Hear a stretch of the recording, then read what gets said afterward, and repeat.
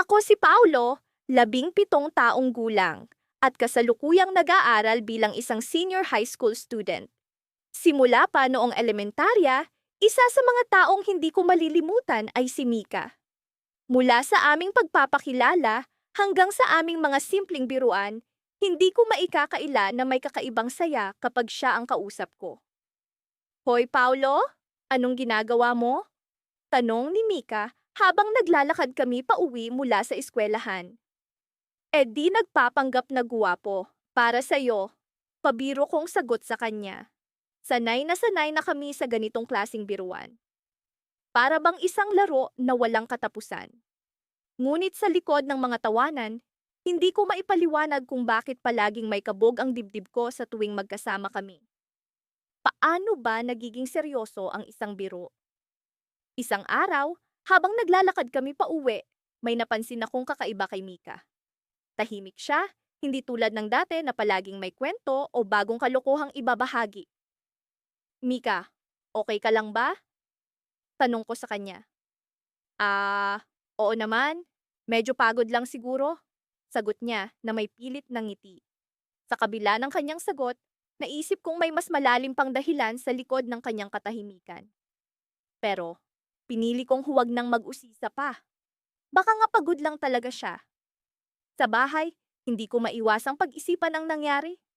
Nakaramdam ako ng pag-aalala na hindi ko maipaliwanag. Sa unang pagkakataon, nagtanong ako sa sarili. Paulo, ano ba talaga ang nararamdaman mo para kay Mika? Kinabukasan, bumalik ang sigla ni Mika. Parang walang nangyari. Nakipagbiruan na naman siya sa akin, ang kanyang tawa ay parang musika sa aking tenga. Ngunit hindi ko pa rin maiwasang mag-alala. Isang linggo ang lumipas, at sa isang hindi inaasahang pagkakataon, nakita ko si Mika na masaya habang kausap si Carlo, isa sa mga kabarkada namin. Muli kong naramdaman ang kirot sa aking puso na hindi ko maipaliwanag. Nagpatuloy ang mga araw na tila walang pagbabago. Ngunit sa loob ng aking isipan, unti-unti akong nawawala sa sarili. Hanggang sa dumating ang isang hapon na hindi ko inaasahan. Pau, alam mo bang may crush ako? Biglang sabi ni Mika habang kami nag-uusap sa ilalim ng puno sa school park. Hindi ko alam kung ano ang isasagot. Hindi ko rin alam kung bakit parang masakit pakinggan ang kanyang sinabi. Sino naman? Tanong ko na may pilit ng ngiti. Si Carlo, ang bait kasi niya, sagot ni Mika. Parang isang bomba ang pumutok sa aking dibdib. Hindi ko alam kung paano ko itatago ang bigat na nararamdaman ko. Sa kabila ng pagngiti ko, tila may luha na gustong tumulo. Pao, okay ka lang ba? Tanong ni Mika habang nakatitig sa akin.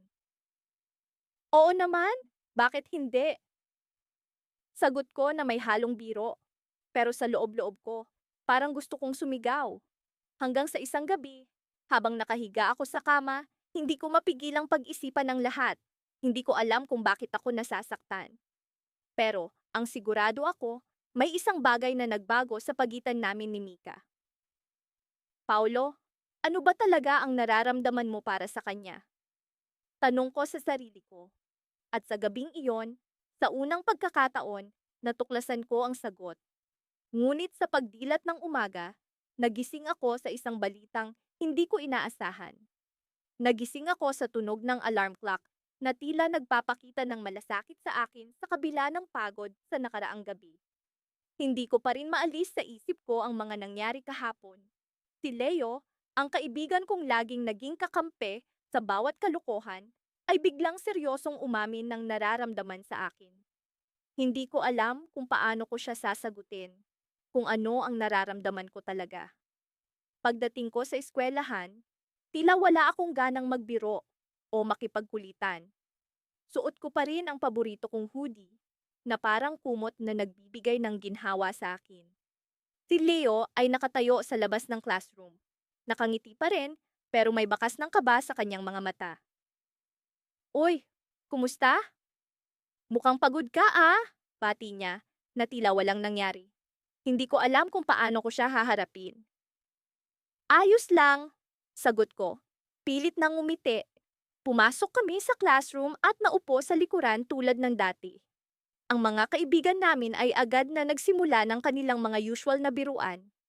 Pero ako, parang nawalan ng gana sa lahat ng iyon. Hindi ko maiwasang isipin ang sinabi ni Leo. Ang mga biro namin tungkol sa pag-ibig ay tila nagkaroon ng ibang kahulugan.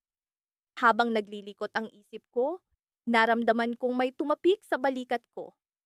Si Jenny, isa sa aming mga kaibigan, na nakangiti. Uy, anong nangyari sa inyo ni Leo kahapon? Parang may iba sa kanya ngayon? Tanong niya, puno ng pag-uusisa. Napansin ko rin iyon. Si Leo, na laging masayahin, ay parang may ibang aura. Ah, wala naman, pagsisinungaling ko. Pero alam kong hindi ako makakatakas sa mga mata ni Jenny. Talaga lang ha, parang may malaking nangyari. Spill the tea, pilit ni Jenny. Bago pa man ako makapagsalita, si Leo ay lumapit sa amin. Uy Jenny, baka pwede mong ibaba ang volume ng pagiging tsismosa mo, biro ni Leo. Pero may halong seryoso. Nagpalitan kami ng tingin ni Leo at sa panahong iyon, alam kong kailangan naming harapin ito. Pwede bang mag-usap tayo mamaya? Tanong ko kay Leo, na may halong kaba. Nakita ko ang pag-aalala sa kanyang mga mata. Pero, tumango siya. Sige, sa tagpuan natin sa park pagkatapos ng klase. Sagot niya. Habang tumatakbo ang oras, hindi ko mapigilan ang pag-iisip kung ano nga ba ang nararamdaman ko. Si Leo ay laging nandyan para sa akin, sa lahat ng kalokohan at seryosong usapan. Pero, ang ideya ng pag-ibig ay tila napakalaki para sa akin. Pagkatapos ng klase, diretso akong nagtungo sa park. Dito kami madalas na nagpupunta. Isang tahimik na lugar kung saan kami nagkukuwentuhan at nagbabahagi ng mga pangarap. Nakarating ako at si Leo ay naroon na. Nakaupo sa isang bench na puno ng alaala. Umupo ako sa tabi niya at saglit kaming natahimik. Ano na? Di ka ba nagsasawa sa akin? Biro niya, pero alam naming pareho na seryoso ang usapan. Leo, hindi ko alam kung paano kita sasagutin. Simula ko, pilit na hinahanap ang tamang salita. Mahalaga ka sa akin, pero natatakot ako na baka masira ang pagkakaibigan natin. Nakita ko ang lungkot sa kanyang mga mata, pero may halong pag-unawa. Alam ko, kaya nga ako nagtataka kung tama ba ang ginawa ko. Sagot niya, na tila nag-aalala rin. Sinubukan kong magpaliwanag. Gusto ko lang na maging maayos ang lahat. Ayokong may magbago sa pagitan natin. Sabi ko, na hoping na maintindihan niya. Tumango si Leo at hinawakan ang kamay ko. Walang magbabago kung hindi natin hahayaang magbago. Sabi niya, na tila puno ng determinasyon. Natahimik muli kami, pero hindi ito awkward. Sa halip, ito ay puno ng pag-asa na maayos pa rin ang lahat. Pero sa gitna ng katahimikan, biglang dumating si Jenny, na nagmamadali. Guys, kailangan niyong makita ito, sabi niya, na tila may daladalang balita. Nagpalitan kami ng tingin ni Leo at sabay na sumunod kay Jenny. Dumating kami sa isang lugar kung saan nagkakaroon ng emergency meeting ang aming mga kaklase. Ang balita ay nagpatigil sa aming mga puso. May isang malaking gulo na nangyari sa campus. At ang pangalan ni Leo ay kasama sa listahan ng mga naiipit sa sitwasyon. Ang mundo ko ay biglang nagulo. Ang simpleng usapan namin tungkol sa nararamdaman ay napalitan ng mas malaking problema. Hindi ko alam kung paano namin haharapin ito, pero alam kong kailangan namin magkasamang harapin ang bagong pagsubok na ito. Sa panahong iyon, isa lang ang malinaw sa akin. Hindi ko hahayaang mawala si Leo, hindi sa ganitong paraan. At sa kabila ng lahat, handa akong ipaglaban ang pagkakaibigan at pagmamahal na meron kami. Nagsimula ang araw na iyon na parang ordinaryong araw lamang, ngunit may kakaibang enerhiya akong nararamdaman. Silyan, ang matalik kong kaibigan, ay hindi pa rin nagbabago. Ang kanyang mga biro at pang-asar ay patuloy na umaalingaw-ngaw sa pagitan namin. Sa kabila ng lahat, palaging may isang bahagi sa akin na natutuwa sa kanyang presensya. Hindi ko alam kung bakit, pero tuwing naririnig ko ang kanyang tawa, parang nagkakaroon ng liwanag ang madilim kong mundo. Isang hapon, nagpasya kaming magkita sa paborito naming tambayan, ang lumang swing sa ilalim ng malaking puno sa parke. Habang nakaupo kami, ako ay nagsalita. Lian, hindi ba nakakapagod na ang paulit-ulit na biro? Tumawa siya. Naku, Sarah, ang buhay ay masyadong seryoso. Kailangan nating magpatawa paminsan-minsan. Ngunit sa mga oras na ito, hindi ko maiwasang isiping may iba pa sa likod ng kanyang mga biro. May kung anong bumabagabag sa akin. Sa kabila ng saya na dala niya, may ilang pagkakataon na nararamdaman kong may mga bagay na hindi niya sinasabi. Habang nagkukuwento siya tungkol sa kanyang mga bagong kalokohan, bigla niyang binanggit si Mia, ang bago niyang crush.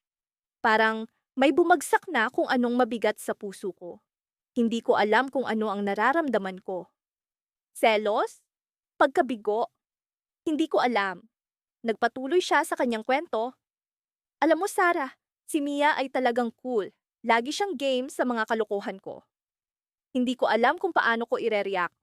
Talaga? Mukhang bagay kayo, ang tugon ko. Pilit ang ngiti. Sa kabila ng aking pagsisikap na maging masaya para kay Lian, may kung anong kirot sa dibdib ko. Alam ko, masaya siya. At bilang kaibigan, dapat ay masaya rin ako para sa kanya. Pero, bakit parang ang hirap? Sa mga sumunod na araw, mas madalas na binabanggit ni Lian si Mia. Tila ba, unti-unting nagbabago ang dinamika ng aming pagkakaibigan. Hindi ko maikakaila, may bahagi sa akin na nag-aalala. Paano kung tuluyan na akong mawala ng puwang sa buhay ni Lian? Isang gabi, nagpasya akong kausapin siya. Nakita ko siya sa aming tambayan, nakatingin sa langit na puno ng bituin. Lian, ang bungad ko. Pwede ba tayong mag-usap ng seryoso? Tumingin siya sa akin, may bahid ng gulat sa kanyang mga mata. Anong problema, Sarah? Huminga ako ng malalim. Alam mo, masaya ako para sa iyo. Pero sa totoo lang, medyo nag-aalala ako. Parang nagbabago na ang lahat. Tumawa siya, pero hindi ko maikakaila ang lungkot sa kanyang mga mata. Sarah, ikaw pa rin ang best friend ko. Walang magbabago doon. Ngunit sa mga oras na iyon, alam ko na may isang bagay na nagbago. Hindi ko alam kung paano ito haharapin. Sa mga sumunod na linggo, mas naging madalang ang aming pagkikita. Abala siya kay Mia, habang ako naman ay abala sa mga sariling gawain. Parang unti-unting lumalayo ang aming mundo sa isa't isa. Isang araw, nagpasya akong pumunta sa parke ng mag-isa. Umupo ako sa swing, pilit na inaalaala ang mga masasayang araw namin ni Lian. Sa gitna ng aking pagmumuni-muni, narinig ko ang boses niya. Sarah! Tumingin ako sa paligid at nakita ko siya. May kakaiba sa kanyang ekspresyon, parang may mabigat na dinadala. Pwede ba tayong mag-usap? Tumango ako. Siyempre, Lian, ano nung nangyari? Umupo siya sa tabi ko, tila ba nag-aalinlangan. Sarah, hindi ko alam kung paano ko sasabihin ito, pero nararamdaman kong may mali. Anong mali? Tanong ko, puno ng pag-aalala. Tumingin siya ng diretso sa aking mga mata. Ikaw tayo, parang may kulang. Bigla akong kinabahan sa kanyang sinasabi. Ano ning ibig mong sabihin? Huminga siya ng malalim. Sarah, sa totoo lang hindi ko alam, pero nararamdaman kong may isang bagay na hindi tama. Ngunit bago ko pa man siya matanong ng higit pa, bigla siyang tumayo at tumakbo palayo. Iniwan niya akong naguguluhan at puno ng tanong. Sa mga oras na iyon, hindi ko alam ang aking gagawin. Alam kong may nasira sa aming pagkakaibigan, ngunit hindi ko alam kung paano ito ayusin. Parang may isang bahagi sa akin na nawawala at hindi ko alam kung paano ito ibabalik. Habang nakaupo ako sa swing, naramdaman ko ang malamig na hangin. Sa likod ng aking isip, narinig ko ang kanyang mga huling salita. Parang may kulang. Hindi ko alam kung ano ang kulang, pero alam kong kailangang malaman ko ito. Sa gitna ng aking pag-iisa, naramdaman kong may isang bagay na malapit ng mangyari. Isang bagay na maaaring magbago sa lahat. Sa kabila ng mga tawanan at kulitan namin ni Mia, hindi ko maikakailang may kakaibang damdamin na nag-uumpisang umusbong sa aking puso. Sa bawat biro, sa bawat palitan ng asaran, unti-unti kong natutuklasan ang isang bahagi ng sarili kong hindi ko inaasahan. Na ang mga simpleng tawa at ngiti niya ay may mas malalim na halaga para sa akin. Isang hapon, habang nakaupo kami sa paborito naming tambayan sa ilalim ng malaking puno ng akasya sa tabi ng paaralan, napansin ko ang kakaibang lungkot sa mga mata ni Mia. Hindi ito ang karaniwang ningning na nakikita ko sa kanya sa tuwing may bagong kalokohan siyang naiisip. Uy Mia, parang ang lalim ng iniisip mo ah? Tanong ko sa kanya habang sinusubukan kong kunin ang kanyang atensyon. Ha? Ah, wala naman, sagot niya. Pilit na ngumiti, pero hindi niya maitagong may bumabagabag sa kanya. Alam ko ang iba't ibang uri ng ngiti ni Mia, ang ngiting pang-asar, ngiting tagumpay kapag nananalo siya sa mga simpleng laro namin, at ang ngiting pilit na tinatago ang lungkot. Alam ko rin na sa kabila ng lahat ng biruan namin, seryoso siya kapag hindi niya ako tinutukoy sa pangalan. Mia, kilala mo ako? Hindi mo ako maluloko sa ganyang ngiti. Sabi ko, sabay kurot ng malambing sa kanyang pisngi. Napabuntong hininga si Mia. Ewan ko ba, Paul?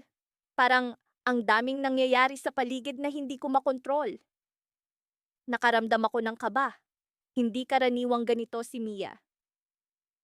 Pwede mo namang ikwento sa akin kung gusto mo. Tumitig siya sa akin. Doon ko lang napansin na may mga luha siyang pilit na pinipigil. Paul, may mga bagay na kahit gaano pa natin kasaya sa isang araw, hindi talaga mawawala sa isip ko. Hindi ko alam kung ano ang ibig niyang sabihin, pero naramdaman ko ang bigat ng kanyang nadarama. Hinayaan ko siyang magbahagi ng kusa. Alam mo ba yung pakiramdam na kahit laging masaya, laging nagbibiruan, may isang bagay na kulang? Napaisip ako sa sinabi niya. Parang may kahulugan ito na hindi ko pa lubusang maarok. Oo, minsan may ganun talagang pakiramdam. Pero nariyan naman ako, di ba? Ngumiti siya, pero sa pagkakataong ito, ramdam ko ang sinseridad. Salamat, Paul. Pero minsan kasi iniisip ko, ano kaya kung ang mga biro natin ay hindi lang biro? Napabuntong hininga ako. Sa kabila ng lahat ng tawanan, ang tanong ni Mia ay tila isang matinding dagok. Anong ibig mong sabihin? Tumahimik siya ng ilang sandali. Tinitingnan ang mga dahon ng akasya na sumasayaw sa hangin. Paano kung may isang araw na hindi na tayo magkaibigan lang? Nagulat ako sa tanong ni Mia.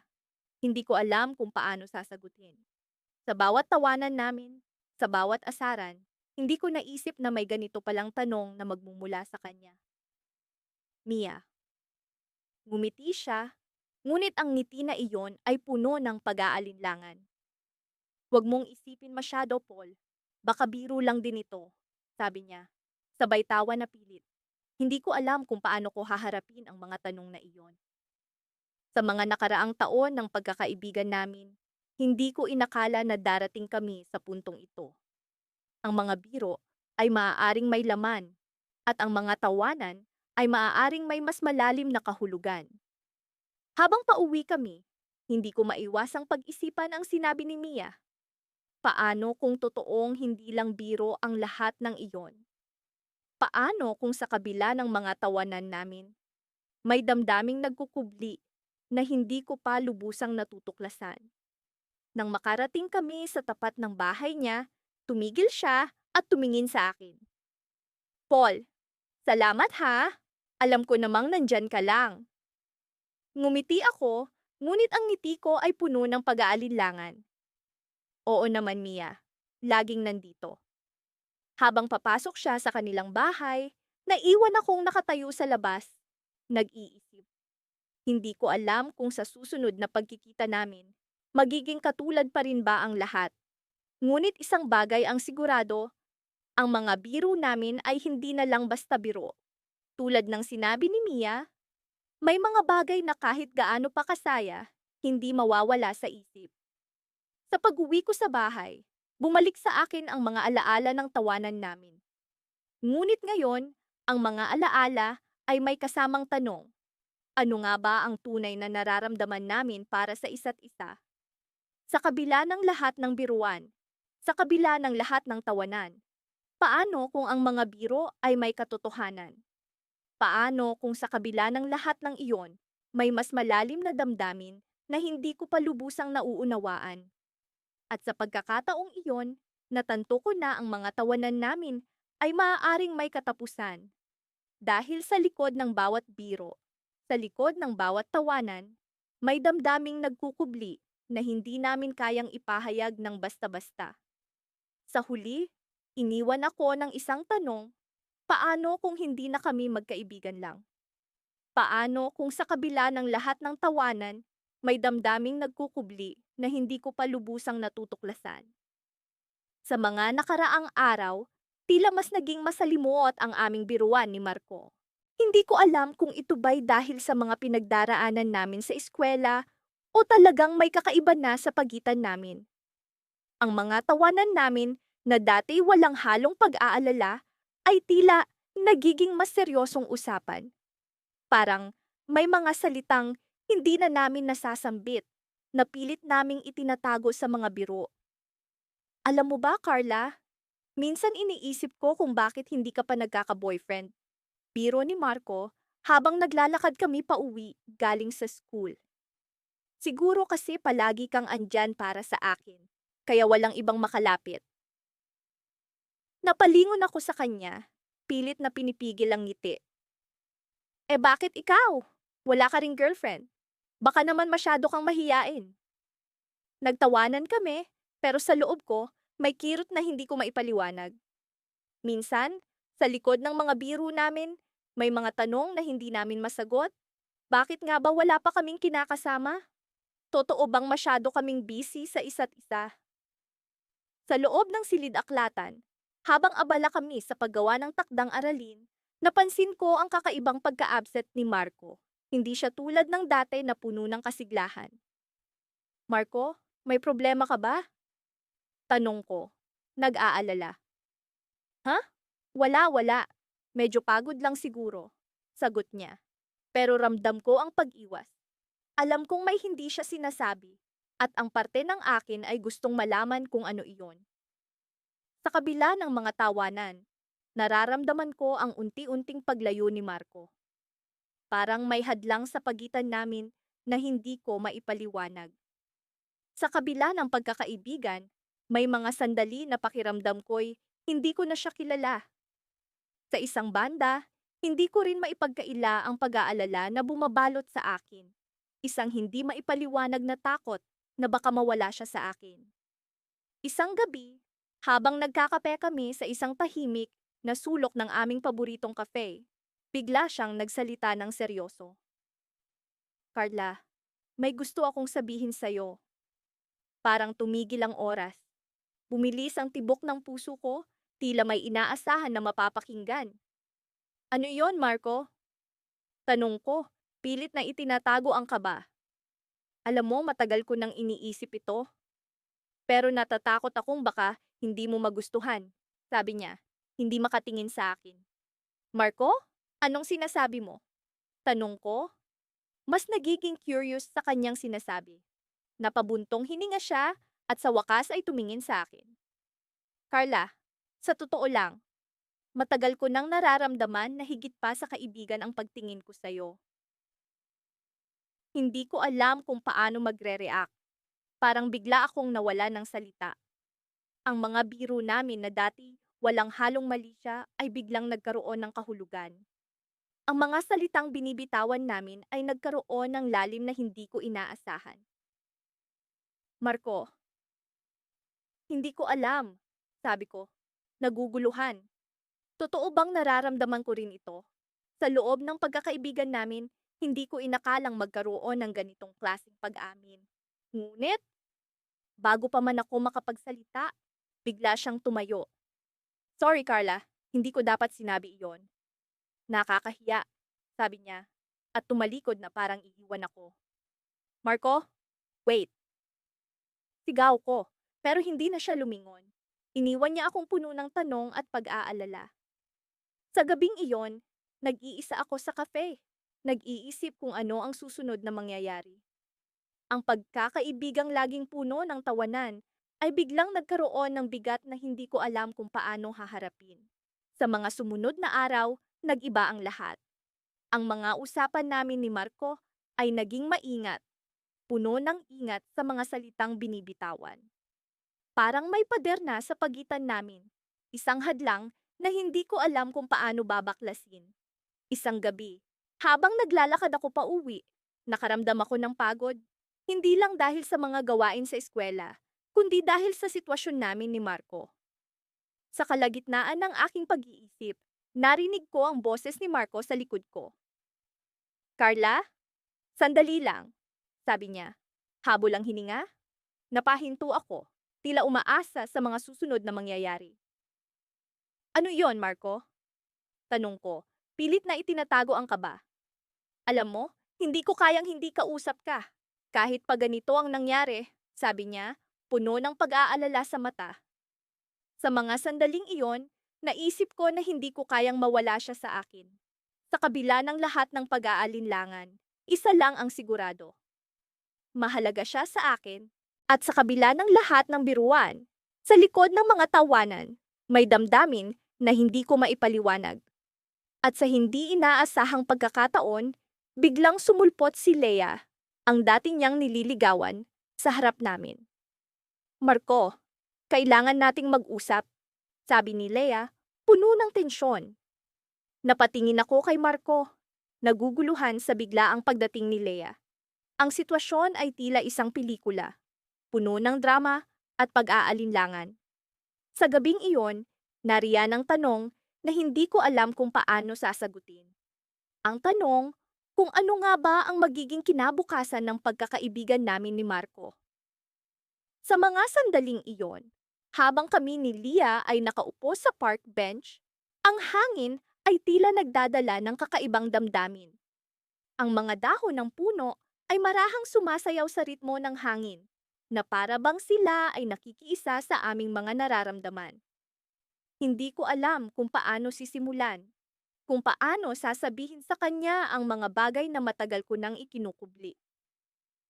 Alam mo, Leah, pasimula ko, pilit na pinipigilan ang kaba sa aking dibdib. Matagal na kitang kaibigan at palaging masaya ang bawat araw na kasama kita. Napatingin siya sa akin. Ang kanyang mga mata ay tila nagtataka, ngunit puno ng pag-aasam. Alam kong nararamdaman niya ang bigat ng mga salitang susunod, ngunit pilit kong inilaban ang sarili kong kaba. Pero, minsan, dugtong ko, hindi ko maiwasang itanong sa sarili ko kung hanggang saan ang kaya nating biruan. Kung hanggang saan ang kaya kong itago ang tunay kong nararamdaman. Tumahimik siya, at sa katahimikan ng paligid, naramdaman ko ang bilis ng tibok ng aking puso. Nakatingin siya sa akin, tila nag-aabang sa susunod kong sasabihin. May mga pagkakataon na iniisip ko kung ano ang mangyayari kung bigla na lang akong magsalita at sabihin sa'yo na mahal kita, hindi bilang kaibigan, kundi higit pa doon. Napalunok ako. Tila ba ang mga salitang iyon ay nagdulot ng pag-uga sa aming mundo, sa aming pagkakaibigan?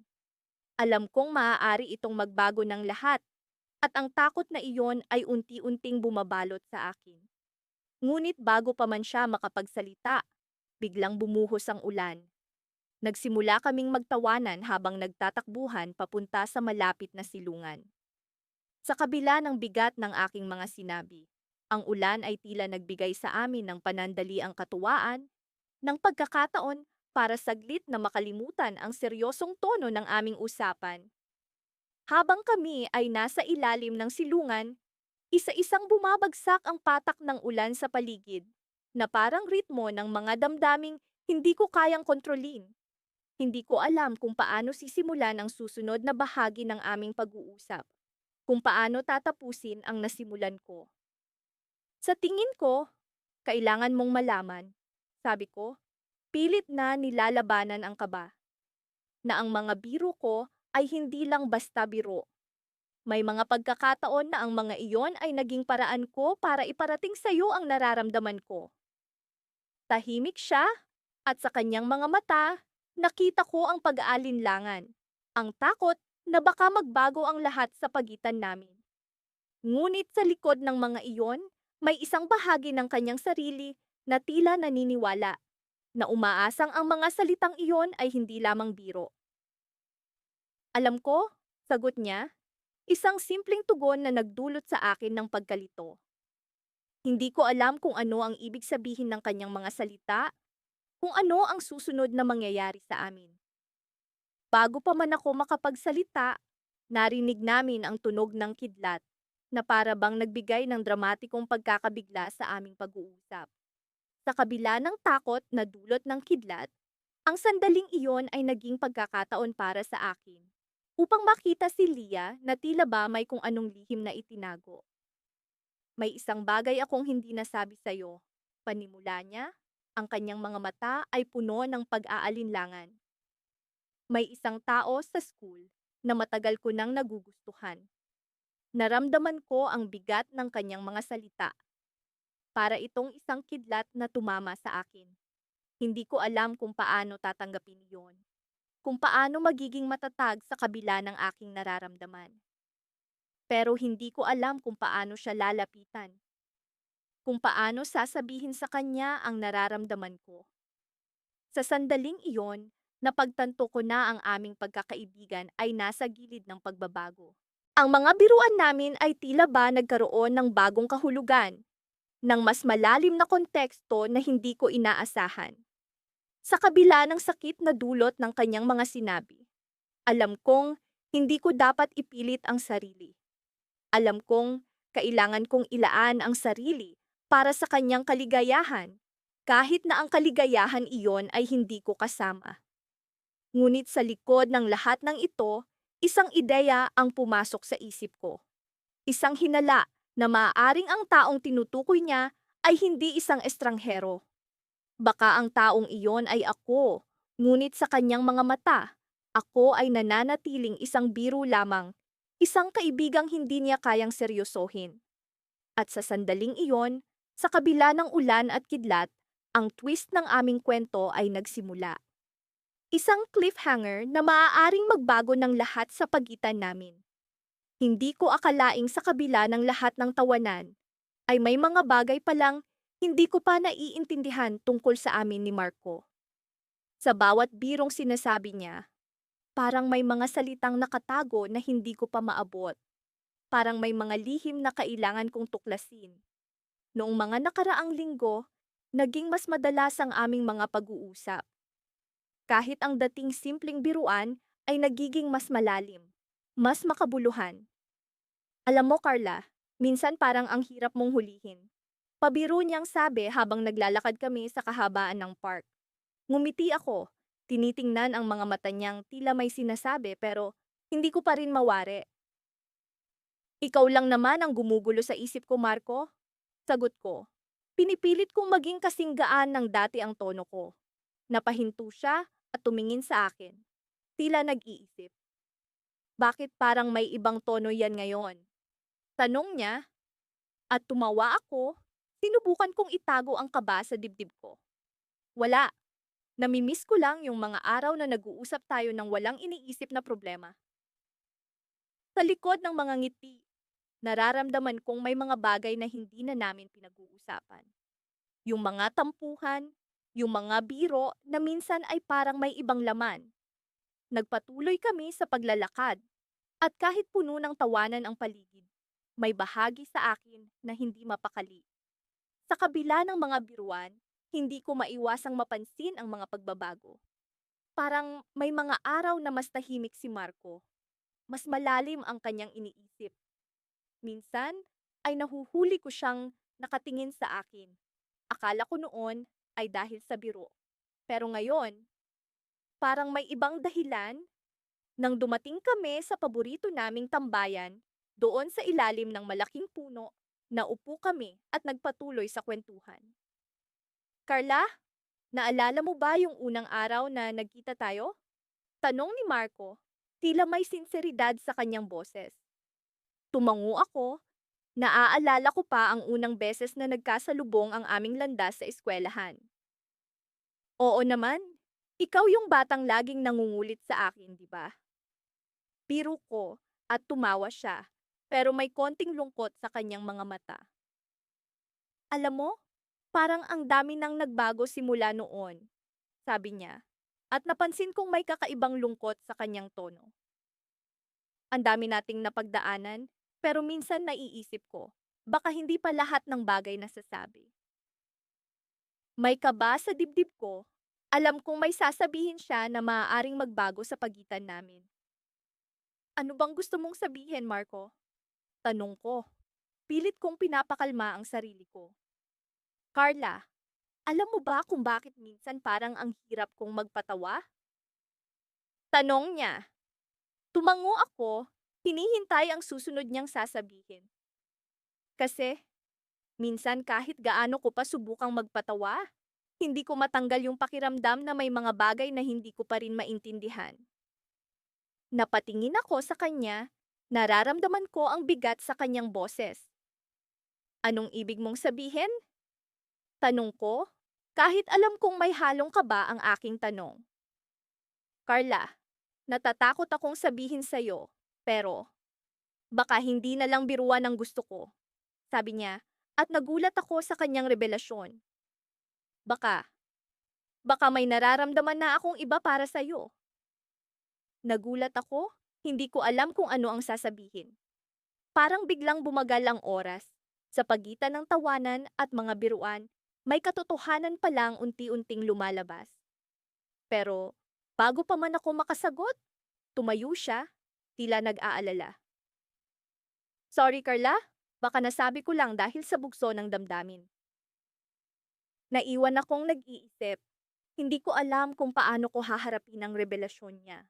Parang ang daming tanong na bumabalot sa isip ko. Ano nga ba ang nararamdaman ko? Hanggang sa huli, nagawa kong ngumiti at tumingin sa kanya. Marco, baka kailangan nating pag-usapan ito ng mas maayos. Ngumiti siya, pero may bahid ng kaba sa kanyang ngiti. Oo, Carla. Siguro nga kailangan nating mag-usap ng mas malalim. Sa likod ng mga biro at tawanan, may kwento pa lang hindi pa natatapos. Habang naglalakad kami pauwi, nararamdaman ko ang bigat ng mga salitang nasabi niya. Sa kabila ng mga biruan, may katotohanan palang kailangan naming harapin. Sa likod ng mga ngiti, may kwento palang hindi pa tapos. Pero, bago kami tuluyang makauwi, biglang tumigil si Marco. Carla, may isa pa akong gustong sabihin, sabi niya, at napatingin ako sa kanya. Ano yon, Marco? Tanong ko, hinihintay ang susunod na sasabihin niya. May isang tao pa lang.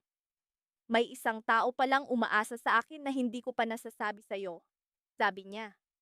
At nagulat ako sa kanyang revelasyon. Ngayon, hindi ko alam kung paano ko haharapin ang bagong twist na ito. Sa likod ng mga ngiti, may mga lihim palang nagtatago. Sa kabila ng mga araw na lumipas, hindi nagbago ang aming mga biruan ni Carlo. Para bang sinadya ng tadhana na kami laging magkasama sa klase, sa mga proyekto, at maging sa mga simpleng lakad sa kantin. Kaya naman, parang naging likas na sa amin ang magtawanan, mag-asaran, at minsan ay magtampuhan. Ngunit kahit papaano, alam kong may kakaibang damdaming umuusbong sa kabila ng mga biruan na iyon. Isang araw, habang kami naglalakad pa uwi, matapos ang mahabang araw sa paaralan, bigla na lang niyang sinabi, alam mo, minsan naiisip ko kung paano kaya kung hindi tayo magkaibigan. Napatingin ako sa kanya, nagtataka sa biglaan niyang tanong.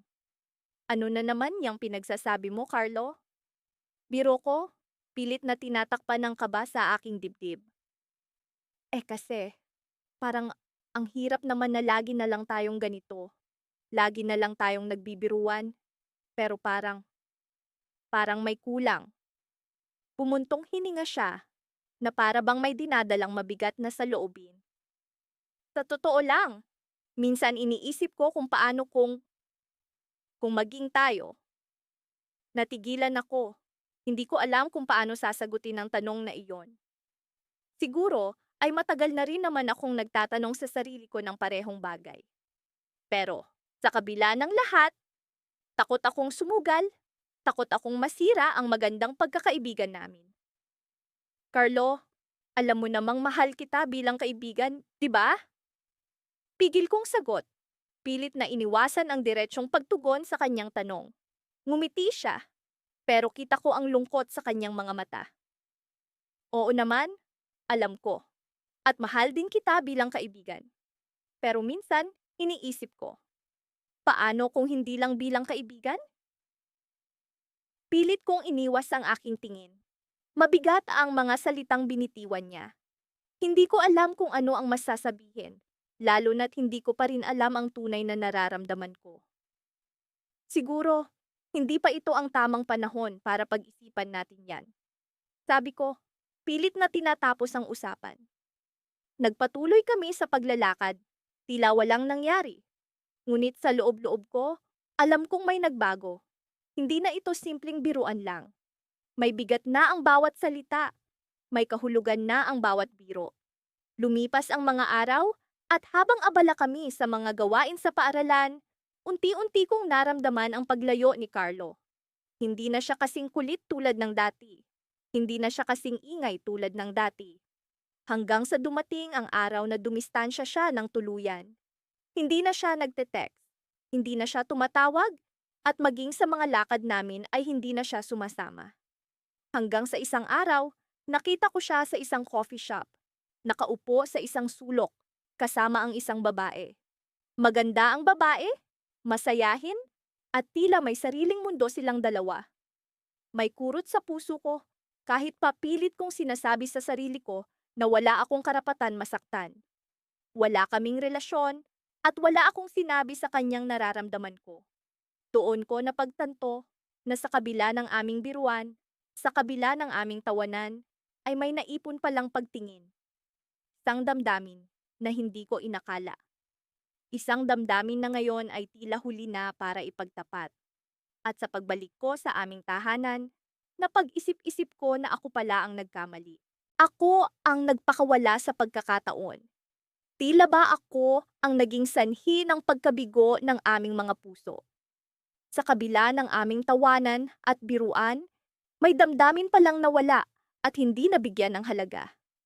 Sa mga susunod na araw, hindi ko na alam kung paano ko haharapin si Carlo. Paano ko sasabihin sa kanya na sa kabila ng lahat, mahal ko pala siya hindi lang bilang kaibigan? Ngunit paano kung huli na ang lahat? Hanggang sa isang gabi, habang nag-iisa ako sa aking kwarto, nakatanggap ako ng mensahe mula sa kanya. Pwede ba tayong magkita? May kailangan tayong pag-usapan, sabi niya sa mensahe. Nabuhayan ako ng loob, kahit pa alam kong maaaring ito ang simula ng isang mas masakit na katotohanan. Habang papunta ako sa lugar na kanyang tinukoy, hindi ko mapigilang mag-isip. Ano ang sasabihin niya? Ano ang dapat kong sabihin?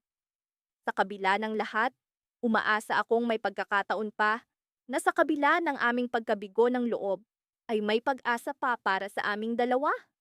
At sa pagdating ko, nakita ko siya, nakatayo sa ilalim ng isang streetlight, tila ba naghihintay.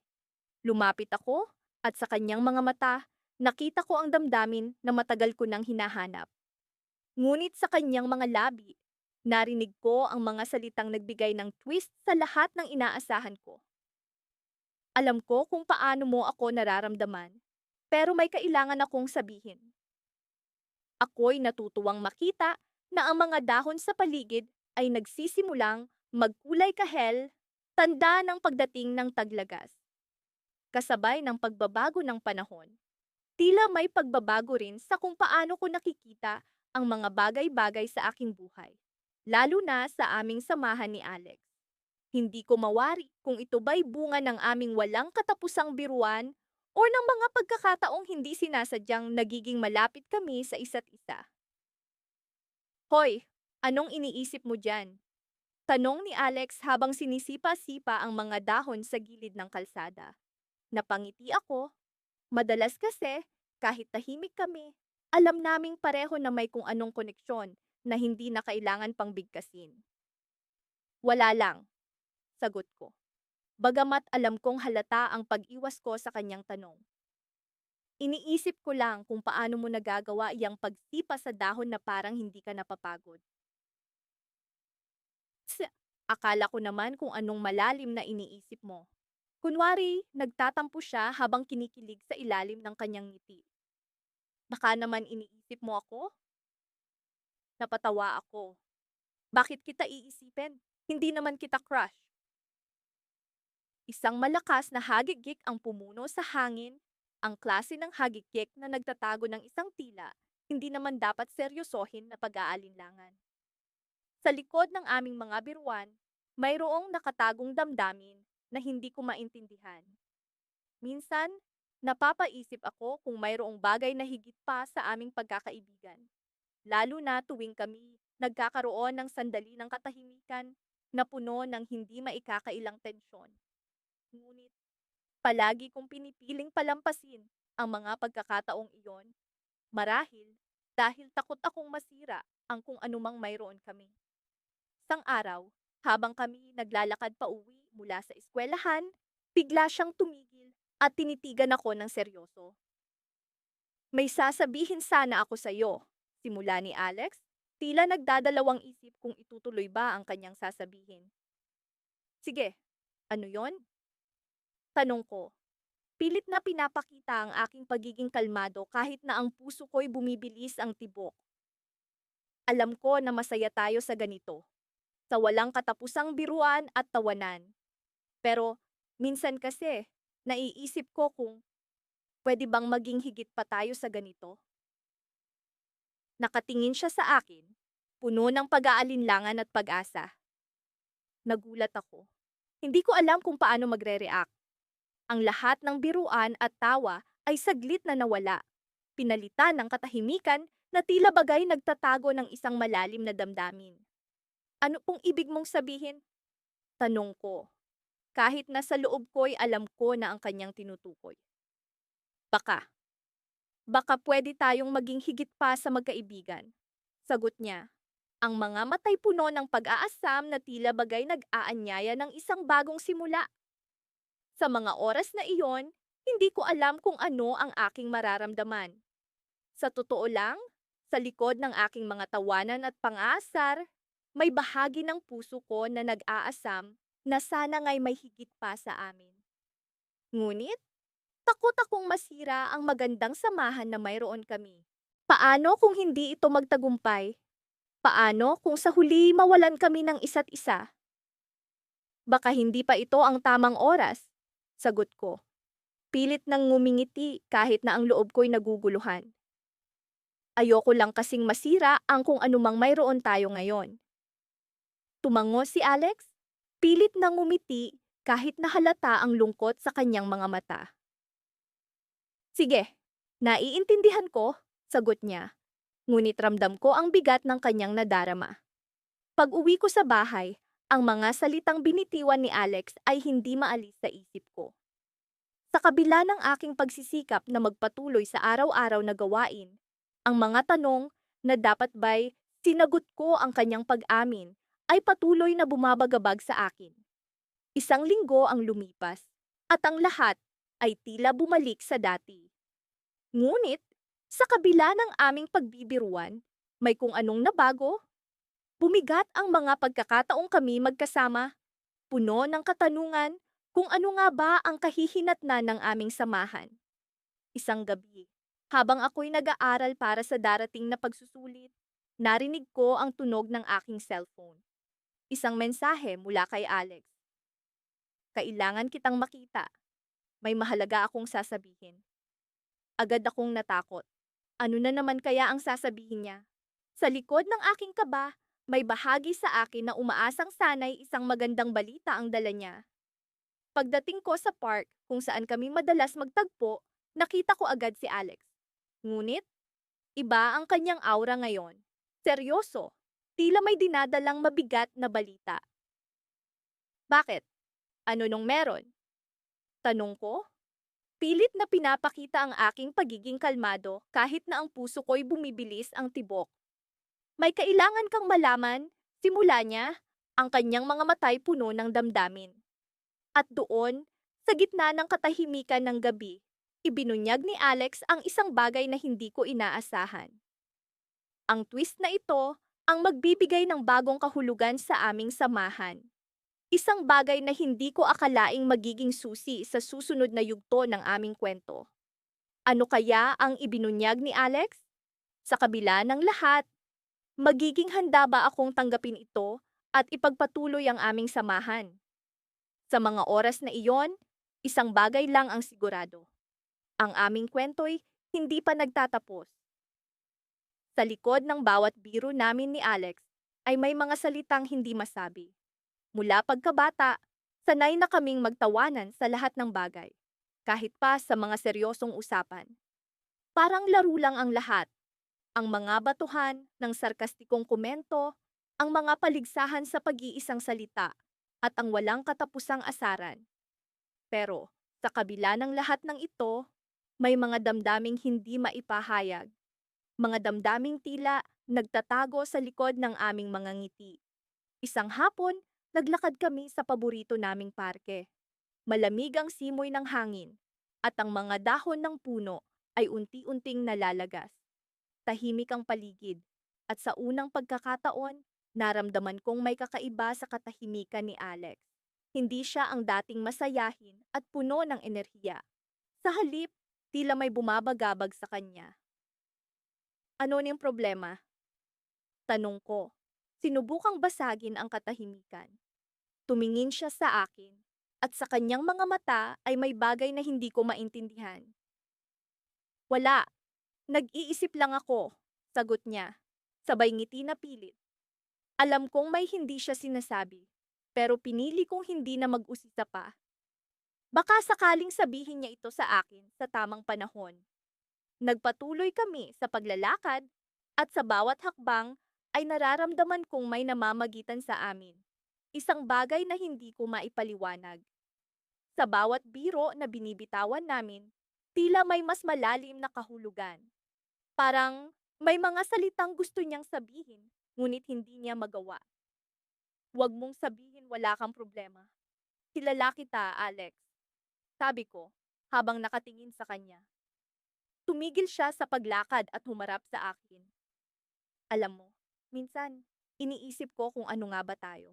Kung ano ba talaga ang meron tayo, sabi niya, tila nag-aalangan. Nabigla ako sa tanong niya, hindi ko alam kung paano sasagutin ito. Magkaibigan tayo, Alex. Matagal nang magkaibigan.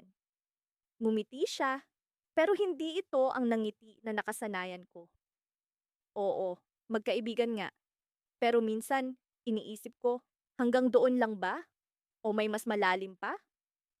Hindi ko alam kung paano sasagutin ang tanong niya. Oo, alam ko na may mga damdaming higit pa sa pagkakaibigan. Pero, hindi ko alam kung handa na ba akong aminin ito. Bakit mo na itanong? Tanong ko, pilit na umiwas sa kanyang tanong. Alam mo ba, minsan, natatakot akong sabihin sa'yo ang totoo. Natatakot akong baka magbago ang lahat, sabi niya. At sa kanyang tono, ay may halong lungkot. Hindi magbabago ang lahat kung may sasabihin ka. Nandito naman ako para makinig. Sagot ko. Pilit na pinapakalma siya. Tumingin siya sa akin, at sa kanyang mga mata ay may halong pag-aalala at pag-asa. Mahal kita, hindi bilang kaibigan. Mahal kita sa paraan na hindi dapat biro lang, sabi niya. At sa kanyang pag-amin ay naramdaman kong bumigat ang paligid. Hindi ko alam kung paano magre-react.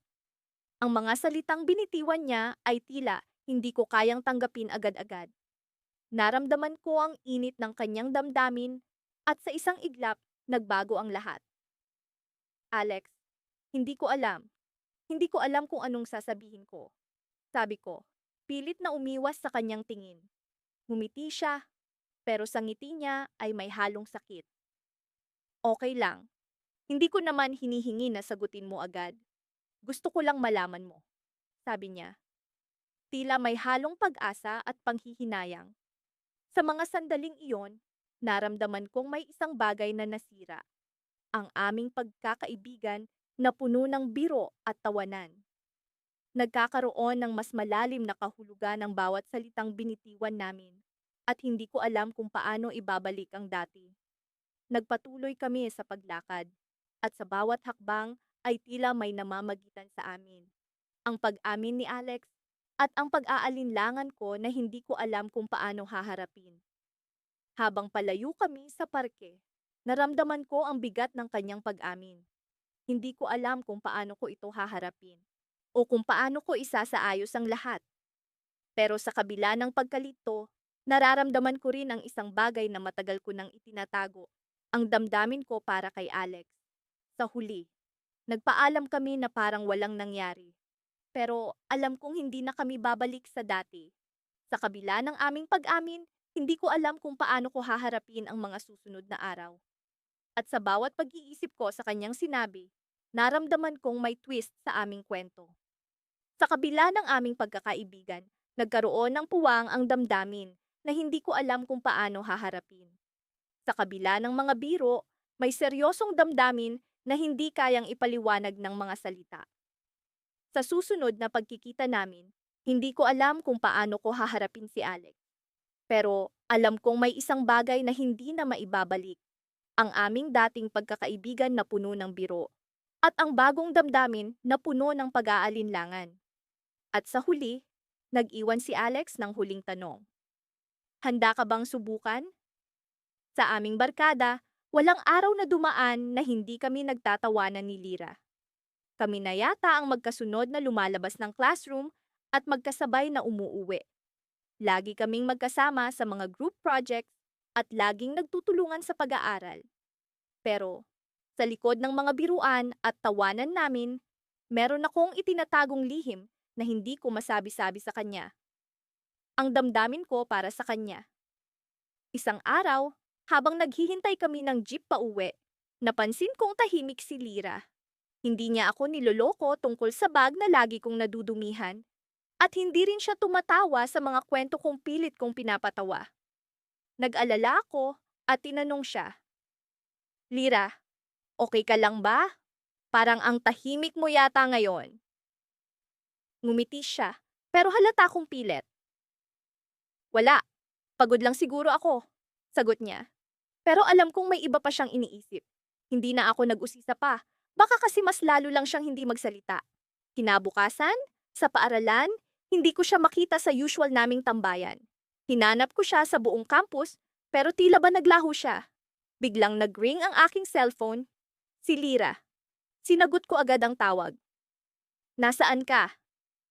Agad kong tanong, may halong ka ba? Pwede ba tayong magkita sa park mamaya? May gusto akong pag-usapan, sabi niya, na parang seryoso. Nang makarating ako sa park, nakita kong nakaupo siya sa bangko, malalim ang iniisip. Umupo ako sa tabi niya, nag-aalalang nagtanong, ano bang nangyayari, Lyra? Nagtagal bago siya nagsalita. Alam mo, matagal na tayong magkaibigan, di ba? Oo naman, sagot ko. Ikaw ang best friend ko. Ngumiti siya ng kaunti bago nagsalita muli. May sasabihin ako sa'yo, pero kailangan kong malaman kung paano mo ito tatanggapin. Kinabahan ako. Ano yon? May nagugustuhan akong iba, sabi niya, diretsahan. At hindi ikaw yon. Parang biglang huminto ang mundo ko. Hindi ko alam kung paano sasagot. Sa tagal ng aming pagkakaibigan, hindi ko naisip na magiging ganito ang sitwasyon namin. Parang nawalan ako ng boses. Naiintindihan mo ba?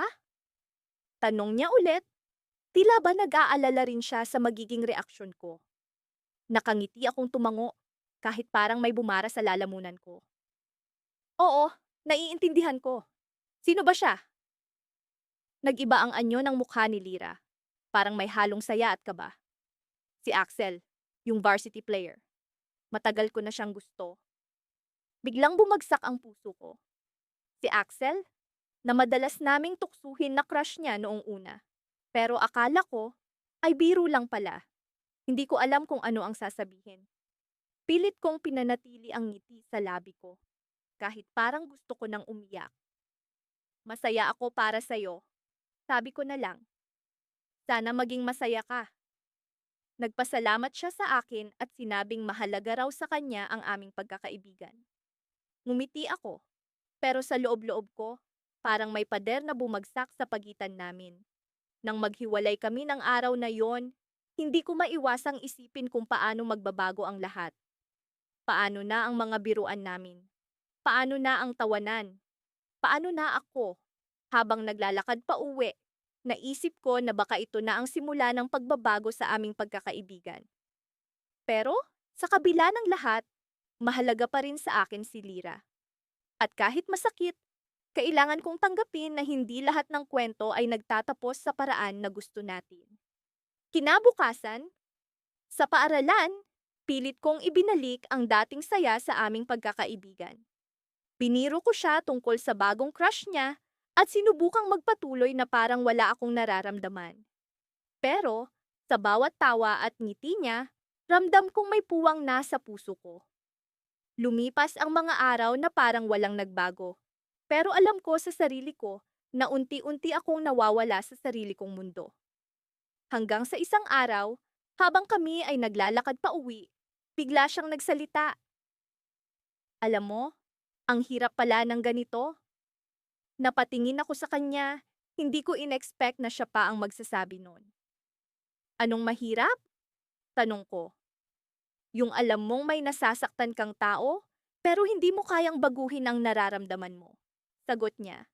Hindi ko alam kung paano sasagot. Parang may bahagi sa akin na umaasa pa rin na may pag-asa kami. Pero sa kabilang banda, alam kong kailangan kong mag-move on. Lira, kahit anong mangyari, nandito lang ako, sabi ko. Kahit masakit, ayos lang. Basta masaya ka. Ngumiti siya sa akin at saka kami nagpatuloy sa paglalakad. Sa isip ko, baka ito na ang oras na kailangan kong magdesisyon para sa sarili ko. Pero sa ngayon, kailangan kong magpanggap na okay lang, kahit hindi. Pag-uwi ko ng bahay, nagpa siya akong magbukas ng diary, isang bagay na matagal ko nang hindi ginagawa. Isusulat ko lahat ng nararamdaman ko, lahat ng sakit, lahat ng alaala, at baka sakaling sa pagsusulat ko, mahanap ko ang sagot sa tanong na bumabagabag sa akin. Ngunit habang isinusulat ko ang lahat ng ito, may naisip akong tanong na hindi ko inaasahan. Paano kung hindi lang pala si Lira ang nagkukunwari? Paano kung pati si Axel ay may itinatagong lihim? Minsan, hindi ko talaga maipaliwanag kung bakit sa tuwing nagtatama ang aming mga mata ni Kevin, parang may kakaibang kuryente na dumadaloy sa pagitan namin. Sa kabila ng walang katapusang biro at tawanan, palaging may nakatagong damdamin na tila nakatago sa likod ng mga ngiti. Isang araw, habang naglalakad kami pauwi galing sa paaralan, nagpasya kaming dumaan sa isang lumang parke na madalas naming tambayan noong mga bata pa kami. Dito kami laging nagkukwentuhan, naglalaro ng mga imahinasyon na parang wala kaming ibang iniisip, kundi ang kasiyahan. Ngunit ngayon, iba na ang pakiramdam. May bigat sa aking dibdib na hindi ko maipaliwanag. Alam mo, Lian? Sabi ni Kevin, habang nakaupo kami sa isang lumang bench. Minsan naiisip ko, paano kaya kung hindi na tayo magkaibigan? Paano kung mas higit pa? Napatawa ako, pilit na ibinaling ang usapan sa biro upang itago ang kaba. Ano ka ba, Kevin? Nagpapatawa ka na naman. Alam mo namang magkaibigan lang tayo, di ba? Ngumiti siya, ngunit hindi na gaya ng dati. May lungkot sa kanyang mga mata. Oo nga, pero minsan, hindi ko maiwasang mag-isip na baka may iba pa. Napakunot ang noo ko, pilit na iniintindi ang nais niyang iparating. Ano bang pinagsasabi mo? Nag-aalala ka na naman ng kung ano-ano. Alam mo namang ako ang unang makakaalam kung may nararamdaman kang iba, di ba? Nagbuntong hininga siya at tumingin sa malayo sa mga batang naglalaro sa parke. Kaya nga ikaw ang unang makakaalam pero hindi mo ba nararamdaman na may nagbabago? Tumahimik ako, hindi malaman kung ano ang sasabihin. Sa loob-loob ko, alam kong may pagbabago. Hindi na gaya ng dati ang saya sa pagitan namin. Parang may lamat na unti-unting gumuguhit sa pundasyon ng aming pagkakaibigan. Sa tuwing nagkakasama kami, palaging may mga birong tila may halong kabiguan. Parang may kulang na hindi namin mahanap. Sa kabila ng saya, may lungkot na hindi namin maipaliwanag. Kevin, sabi ko, pilit na hinawakan ang kanyang kamay. Kung may gusto kang sabihin, sabihin mo na. Alam mo namang hindi kita huhusgahan. Tumango siya, tila naglalaban ang kanyang damdamin. Diyan, mahal kita. Hindi lang bilang kaibigan. Mahal kita ng higit pa sa inaakala mo. Napalunok ako, hindi malaman ang isasagot. Ang damdaming matagal ko nang itinatago ay tila nagising sa isang iglap. Pero sa kabila ng saya, may takot na bumabalot sa akin. Paano kung hindi kami pareho ng nararamdaman? Naramdaman ko ang pag-init ng aking pisngi. Tila naglalaban ang aking isip at puso. Kevin, gusto kitang maging masaya. Pero natatakot ako na baka masira ang pagkakaibigan natin. Ngumiti siya, pilit na inalis ang lungkot sa kanyang mukha. Alam ko, Lian. Pero minsan kailangan nating masaktan para malaman kung ano ang tunay na kahulugan ng kaligayahan. Tumingin ako sa kanya at sa unang pagkakataon, nakita ko ang lalim ng kanyang damdamin. Ang kanyang mga mata ay puno ng pag-asa, kahit na may bahid ng takot. Sa mga oras na iyon, alam kong kailangan kong magpasya. Kevin, sabi ko, pilit na ipinarating ang aking damdamin. Mahal din kita. Hindi ko alam kung kailan nagsimula, pero mahal kita hindi lang bilang kaibigan. Ngunit bago ko pa man maipagpatuloy ang aking sasabihin, biglang dumating ang isang tawag sa kanyang telepono. Nakita ko ang pagbabago sa kanyang mukha mula sa saya patungong pag-aalala. Sorry, Lian. Kailangan ko itong sagutin. Sabi niya, agad na bumangon at lumayo ng kaunti upang makipag-usap. Naramdaman ko ang kaba sa kanyang boses habang nakikipag-usap sa telepono. Habang nakaupo ako sa bench, hindi ko maiwasang mag-isip tungkol sa sinabi niya. Mahal ko si Kevin. Pero paano kung ang tawag na iyon ay magdala ng pagbabago sa aming mga plano? Paano kung may mas mahalaga palang dahilan kung bakit kailangan niyang umalis? Nang bumalik siya, nakita ko ang lungkot sa kanyang mga mata. Lian, kailangan kong umalis. May emergency sa bahay. Pero pagbalik ko, ipagpapatuloy natin ang usapan natin, okay? Tumango ako, pilit na ngumiti kahit na ang puso ko ay puno ng kaba.